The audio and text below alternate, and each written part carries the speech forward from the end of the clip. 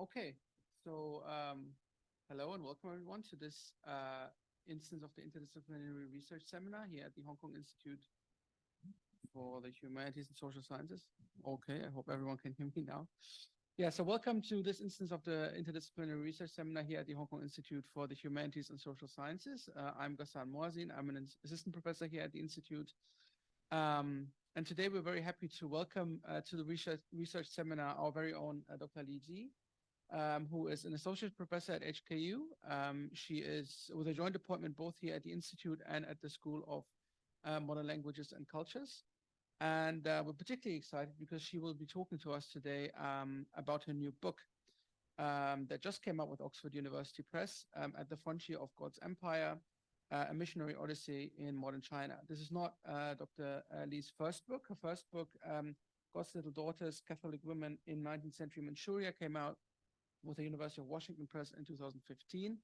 And she's also the editor of Mission étrangère de Paris and China from the 17th century to the present, which came out with Brill in 2021. And she has, beyond that, also widely published in a wide range of journals. So we're looking forward very much to hearing about this news project. Before I hand things over to Dr. Li, I should briefly mention a few things about the format. So Dr. Li is going to talk for roughly an hour, and then we'll have some time for questions and answers. If you're joining us in person, then please just raise your hand as usual and during the Q&A and just ask your question. If you're if you're joining us online, please use the Q&A function, the Q&A button in Zoom to submit your questions, and I will then read them out in the Q&A for Dr. Li to answer. But Ji, if you're ready, please feel free to get started. Okay, thank you, Ghassan, for the introduction, and good afternoon, my colleagues and students here. I think I know most of you here. Thank you for coming. And also I know some audience, some friends, colleagues online, so I cannot see you, but thank you for coming.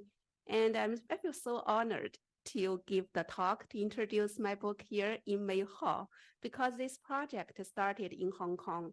And the most research of this book, of this project, are done in Hong Kong. So this is what I've done basically in the past decade. So it's an honor to be here in May Hall physically and report what I've done and to my colleagues and students. So today I'm going to talk about, introduce you my new book, just came out from Oxford University Press. As you can tell from the book title, At the Frontier of God's Empire, a Missionary Odyssey in modern China. So this is basically stories of a missionary who worked in Manchuria for half a century from 1899 until 1948. So what I'm going to talk is not just about the contents, but more stories behind the scene, how I discovered the archives, how I deciphered some of the documents, and how I did my field work, and how I organized the missionaries' quite fragmented daily writings and reflected on what I have learned from the working with all these everyday writings. So this is where the story began here. I took the 3 photos during my first day in Paris, working in the archives of the Foreign Mission Society back to 2004. That's 20 years ago. 2004, when you worked there, you can still touch the papers, smell the old papers. I think that's fortunate. But fortunate or unfortunate, right now, all the documents are digitalized. So this is where the story began. As you can imagine, for most times, I just worked with these old papers. It's quite boring. So when I discovered some Chinese documents just among these French old papers, you can imagine how excited I was at that time. I call them dual letters. So they are all together 3 letters like that. This is the first one. The second one, very similar format. And the third one. For the third one, you can see there is a date, 1871. Let's take a close look. Who wrote the letters? Can we see it clearly here? Can we turn off the lights? So the 3 letters written by 3 women from Du family. As you can see, the first one is from the Du Xiao'er the second one is from Du Xiaodazi, and the last one from Du Xiaoshi. For our Chinese, we know these are not formal Chinese names. Erniu, the second daughter of the Du family, Xiaodazi. In Manchuria, anyone from Dongbei here?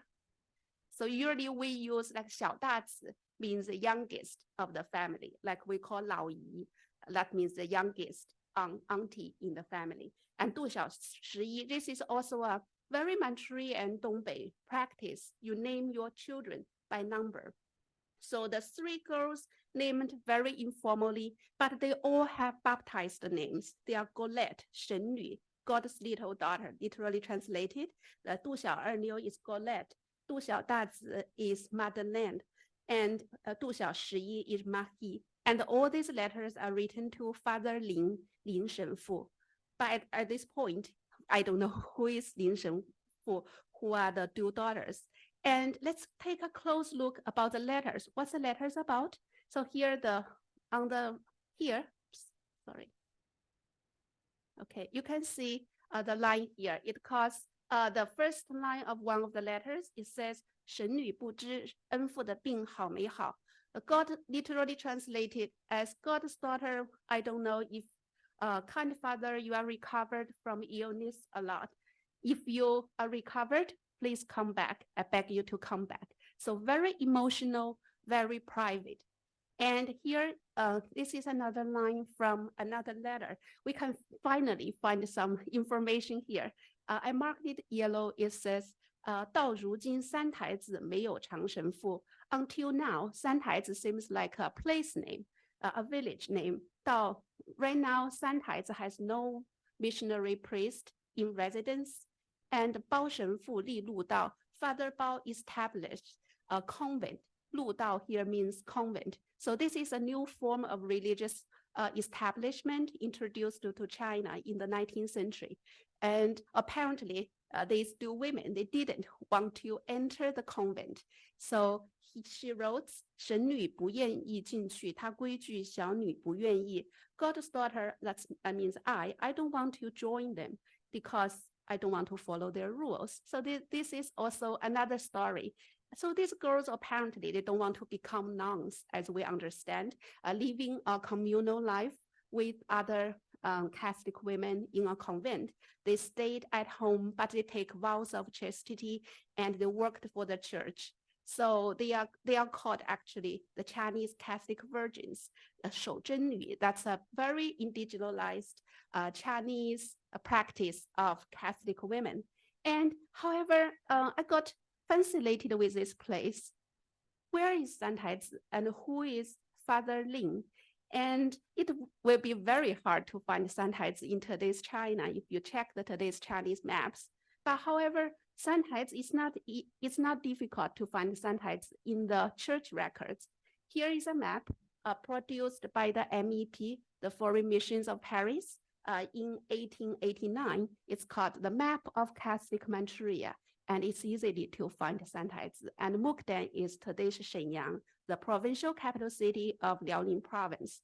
And Santaizi seems to be a very significant, important Catholic village community back to the late 19th century. It's a small village southern of Mukden, Shenyang. Today, it's about 74 kilometers from Shenyang. And I first visited Santaizi in 2007, but no one, my friends in Shenyang, no one knows about, never heard of this small village. But back to the late 19th century, this is an important Catholic village community in Manchuria. And also from other documents, we can know the Father Lin is actually, his Chinese name is Lin Maoli. We can find his life stories here. A little bit of the background.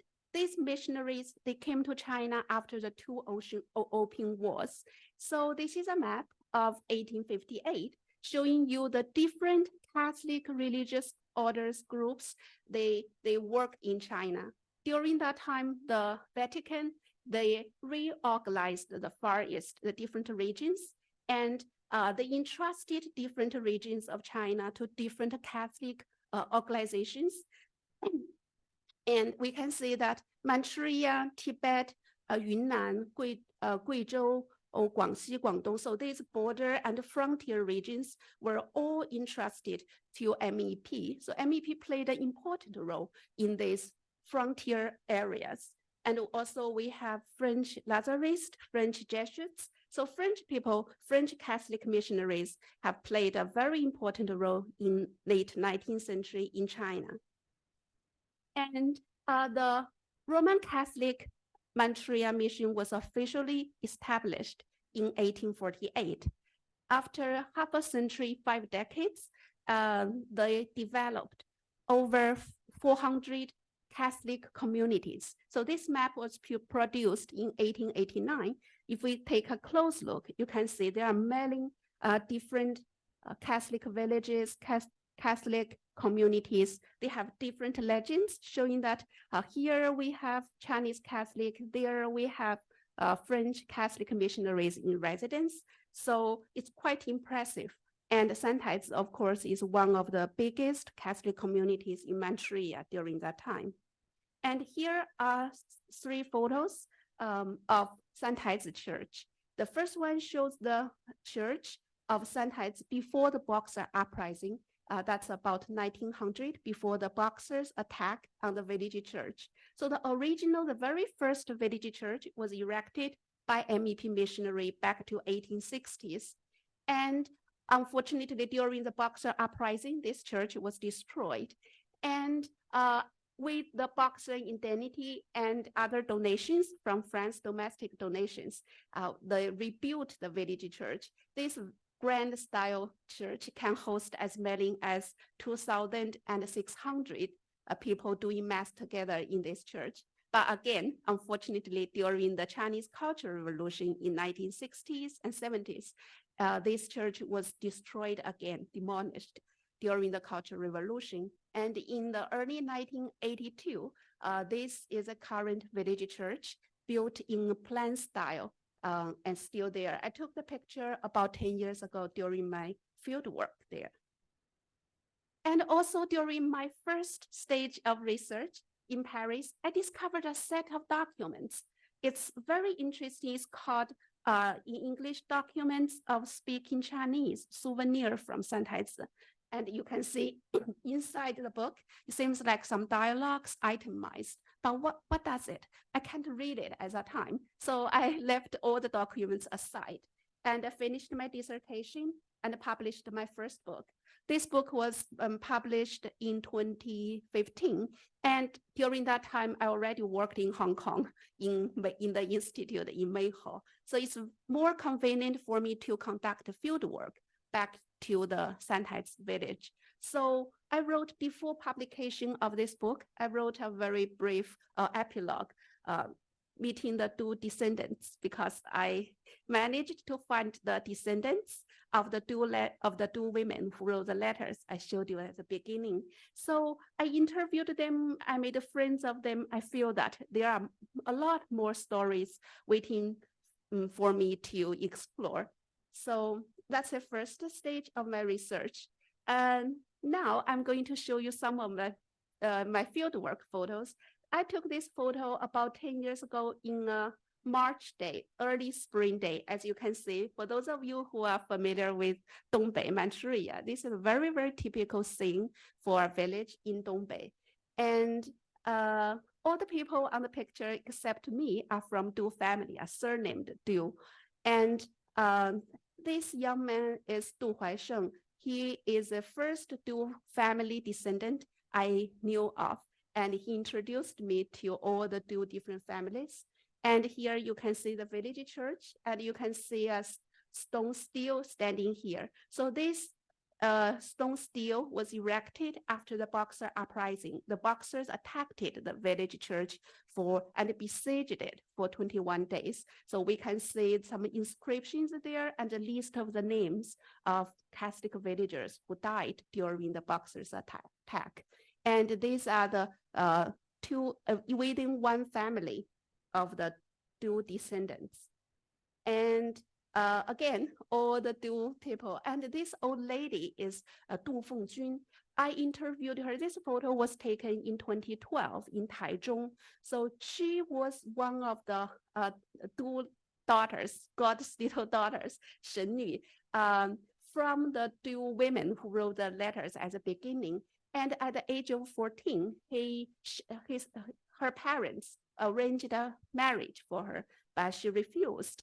So the only solution is to join the convent. So she left the village and went to Shenyang in early 1948. And we know that at that year, so the Communist Party, they took over Manchuria and liberated Manchuria. So later on, a 14-year-old Du Fengjun left Shenyang with her French priest, and a group of young girls, they left Shenyang, they fled to Qingdao, then Shanghai, and left Shanghai to Taiwan. So finally, she settled in Taichung. So I interviewed her in Taichung 10 years ago, and unfortunately, she just passed away last year. And this woman is Du Fengjun, the youngest daughter of Du Fengzhi. So it's very interesting to interview the Du descendants in different places in Santaizi, in Shenyang, and in Taichung. So they told me a lot of stories about what's going on about Chinese Catholics. Okay, so I feel that perhaps I'm ready to go back to these mysterious documents speaking Chinese, souvenir from Santaizi. What does this dialogues or these itemized conversations? Thanks for the grants from the Institute and also GRF, I hired several very good research assistants, our students. We worked together, and it turns out the 13 notebooks, the handwritten conversations, they contained nearly 10,000 entries recording Santaizi villagers' everyday conversation. So we transcribed, deciphered all these conversations. And this is some of the pictures of our work. And more surprisingly is that most of the topics of these conversations are very private and intimate, including the topics about pregnancy, childbirth, midwife and delivery, husband leaving home and making money elsewhere, negotiating nominal relatives. So all kinds of these everyday dialogues. And here are two examples I want to show you. So this is the first conversation. As you can see, uniform, a wife said, one of our servant girls, a woman said, one of our servant girls is worthless. If she does not get beaten, she becomes disobedient. The other woman replies that if she made a mistake, do not beat her all the time. Punish her by kneeling down in front of the image of the Holy Mother. So that means shows that they have different religious background. This is another example of very interesting dialogue between a Catholic and a Buddhist. A pagan woman, a Buddhist woman, talked to Li Yongcheng. Li Yongcheng appeared quite a few times, many times in the letters I worked on, I will introduce later. So when we talk about the introduction of Christianity to Chinese local society, we will often talk about the conflicts between Christianity and popular Chinese religions. And this conversation gives a very dramatic conflicts or negotiation between Buddhism and Catholicism. So apparently they didn't care about what's actually going on because according to the Manchuria mission regulations, it's strictly forbidden that Catholics, Chinese Catholics, to 认干亲, make nominal relatives with Buddhists. And that's very strictly regulated. But in practice, and even for like Li Yongcheng, who is a very faithful Catholic in the village, very prominent Chinese Catholic assistant to the missionary. But however, it doesn't matter. They can negotiate 干亲 in practice. So now the question is, because all the topics, the contents are so intimate, private, personal, so what's the use of that for a missionary? And how could a missionary, a male, a foreigner, could possibly assess all these, hear about, record all these conversations? And going back to the documents, this is the original cover of the notebooks. And this is a cover attached to it perhaps by a church archivist. And here we have a name, Edmund Bahu. So I did a research about this missionary, and I got very surprised that he never worked in Santai's village. So without very close relationship with the Santai's villagers, it was impossible for him to collect all these intimate conversations. So either anyone else, and luckily I found a very brief news report of a massacre, of a murder of a missionary named Alfred Marie Goupillières. He was murdered on June 18th, 1948. So this is a very short, brief report about his death. And the last line of the report says the Edmund Bahu, actually, this missionary went to, after Goupillières was killed, so he went to collect all his left belongings. So perhaps that's the reason the church archivist mistakenly attributed all those notebooks to Edmund Bahu. So I began my research to Father Goupillières, and this is what I found out. His Chinese name is Gao De, High Virtue, Father High Virtue Gao De, and he is from Cherbourg, the department of Manche in northwestern part of France, and he was born into a very typical provincial French Catholic family. This is a photo, the only photo of young Goupillières a few days before he left for Manchuria. This photo was taken with his youngest brother Henry in Paris, and this is Goupillières' birth certificate. He is one of the 9 children of this provincial Catholic family. And to my surprise, the MEP still housed nearly 800 unpublished family letters written by Goupillières, written between 1893 and 1940, of which 610 letters were written from Manchuria, sent back to Paris, sent back to France, especially mostly to his parents, and including 233 from Santai's village, where Goupillières lived for 27 years, from 1900 to 1927. And also during in the letters, it includes over 100 illustrations depicting the daily life of the Chinese villagers, kids, local houses, objects, churches, rituals, and the village scenes during the social chaos. And also in the letters, Goupillières talked a lot about he wanted to write a textbook for Chinese, spoken Chinese, a language of spoken Chinese. So the 13-volume Chinese study notes that record, as I introduced, altogether 9,921 entries of Chinese Catholics' everyday conversations, word by word, in the French romanization of a local dialect. That's why at the first sight, it's just mysterious to me, because it's not a French, it's not a standard pinyin, it's a French romanization of a local dialect. So here are some of the illustrations from his letters. This illustration showing us the Santai's church, Santai's village in Goupillières' letters in 1902. I really like this scene, so I chose this as my book cover. And you can see that on his first day arrival in China, he in his letter, he drew this Qing flag, and also some natural scene from Yangguan. That's the first place he visited. He arrived in Manchuria.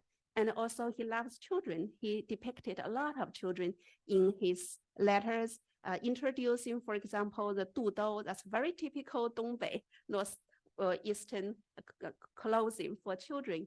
And also the village kids bringing him 2 chickens for dinner. And more children at the courtyard of his residence in the village. And also a little girl who just lost her father sitting on the kang, that's a Dongbei style, and expressing her willingness to go to visiting friends one day. So all these very, very vivid scenes, everyday life scenes during the chaotic time in Manchuria. Also, we can see a lot of Chinese Catholics and old Manchu patriarch. That's a household head of a big Catholic family. This is a hunchback, a gardener, and a light watch from Shandong. So for all of these Chinese Catholics, Gugye talked about their life stories, shared a lot of details. Also, he also mentioned a number of fellow missionaries in China. Most of these modern missionaries, we could not find much about their lives, their stories, because even in church records, most of them just have 100-word introduction, biography, introducing their life. But actually, perhaps all of them have vivid stories, have very colorful stories, interactions with Chinese people. So fascinating documents, church records, personal archives, but how can you organize all these fragmented everyday writings? The background picture image is a screen shot of an Excel file. I worked with my students together, research assistant together. So all we listed all the contents, the basic information of the nearly 900 family letters. And I organized all these fragmented everyday life writings into some themes, topics, and I'm going to share with you some of the, I think, the exciting stories and episodes from my research findings. I entitled the introduction chapter as Missionary and Empire, a grassroots perspective. So Gupye came to China in 1899 after the two opium wars. They're very different from the early Catholic missionaries to China, like the well-known Matteo Ricci. So these modern missionaries, they came to China as in our official narrative, they are privileged. They are privileged and they are protected by a series of what we call the unequal treaties signed between the Western powers and the Qing government. So they are privileged. And however, on the other hand, if we check the grassroots account, most of them are portrayed as victims. There are a lot of stories calling them as foreign tickets, 洋票, because there are a lot of kidnapping stories about this. The local bandits, the local people, they kidnapped missionaries and asked for money from the local church. So their images are very controversial. On the one hand, they are agents of Western imperialism in our official discourse. On the other hand, they are victims. They are foreign tickets, 洋票, in these grassroots accounts. So for our understanding of modern missionaries, usually the official discourse, we use the cultural imperialism as a framework to interpret these modern missionaries.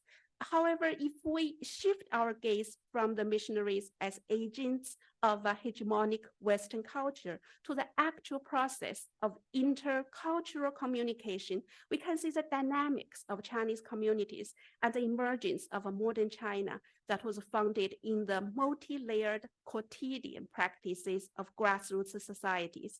And the modern missionaries were one key cross-cultural players in a time of transformation of local Chinese society. And these missionaries were an instrumental group, and it represent an extensive and essential aspect of Western engagement with Chinese society as they personalized the imperial expansion and the enduring of transformation of the local society.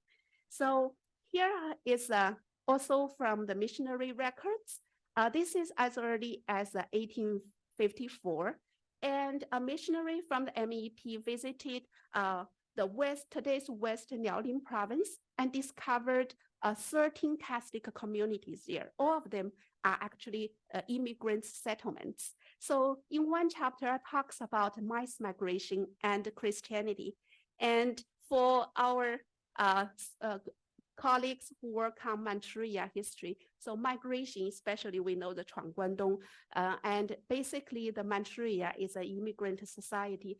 But when I dig into the church records, it's very interesting to see that the Catholics, most of the Catholics in today's Dongbei, Manchuria, they are Catholic immigrants from Shandong and Hebei provinces. So the domestic mass migration to Manchuria since the 19th century reshaped the Qing frontier in this region. Although the Qing government, they never officially recorded the religious background of this migration or immigrants. But however, the mass migration played a significant role to shape the religious landscape of Manchuria, and they laid a foundation for the church to grow. So when the MEP missionaries came to Manchuria in the early 19th century, they found that this area, they already have a lot of Catholic immigrant settlements. So they laid the foundation for the church to grow. As I mentioned, at the end of 19th century, the church MEP already established over 400 Catholic villages, Catholic communities in this region. And the religion played a very critical role in forming and organizing communities that lay outside the state